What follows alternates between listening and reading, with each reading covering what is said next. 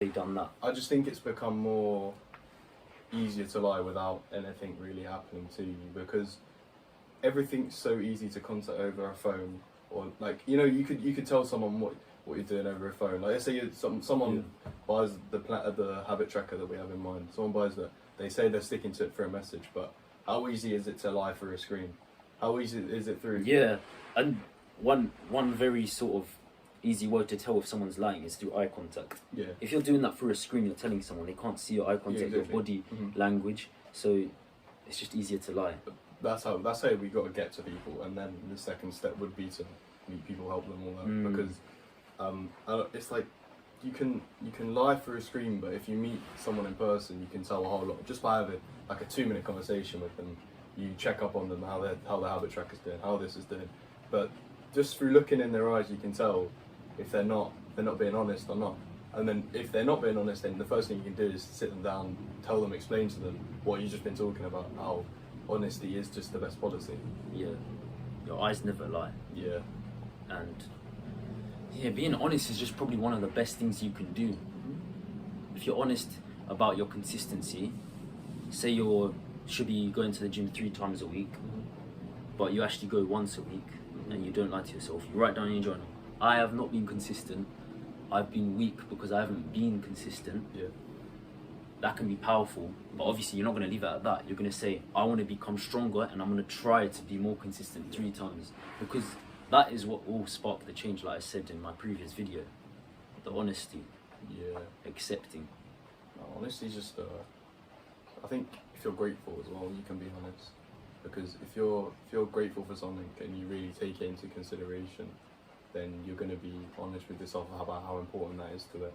And you can, like, even off self-improvement, even if you're honest, well, everything's self-improvement, but even if you're honest in one aspect of self-improvement, of making friends, social, you can be honest in another thing, and it's probably, the application's probably easier to apply through. You could see how powerful the honesty is you can see how powerful the honesty is in one aspect and apply it to another. Because self-improvement is not just one. Nah, it's pretty much everything. Yeah. Like, everything I think about today is just self-improvement. Like, everything can link to it. Yeah. I think that's like, people have that limited mindset when they first hop on self-improvement, that it's just that one thing. Like, what I'm thinking of in my head right now is that, you know, that like, diagrams, you know, just have self-improvement, that's the one big text box, you know, like a mind map. Everyone has that idea. It's just self-improvement's in that big mind map. What do you mean though? Like, so like, it's just like, you know, like the topic will always be in the middle. I feel like everyone thinks that self-improvement's just one thing. There's not that many things coming off of it.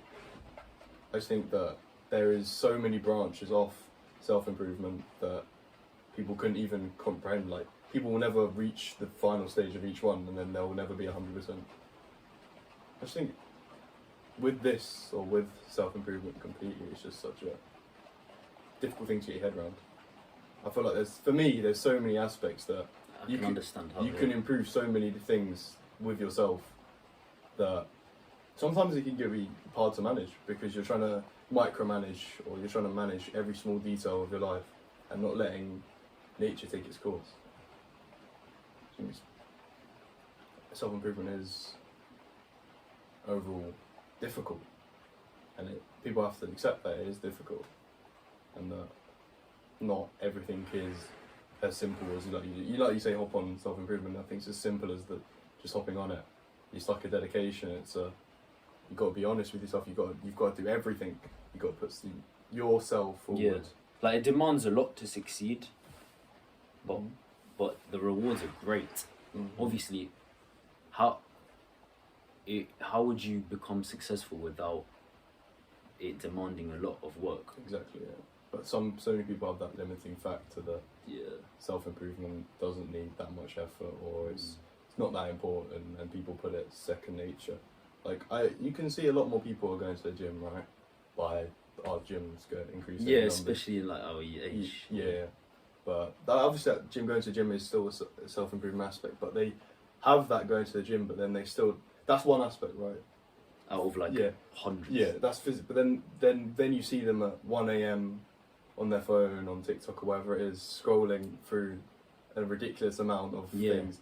when they can put that first and go into the gym, benefiting themselves, eating properly, but they can't put their sleep first or their There's so many education first. aspects to Yeah. think about. It's, But that's the thing. If they can be disciplined with the gym, they can be disciplined with eating properly, eating right, getting bigger, then it'd be much easier to apply that. I think people say this, once you build discipline in the gym or you build honesty in the gym, you can apply it to, like we were just talking about, apply it to everything 'cause else. you know yourself. You were disciplined in the gym. You're honest with yourself in the gym, so you can apply that honesty through that belief that you can do it to other things like sleeping early, Yeah. eating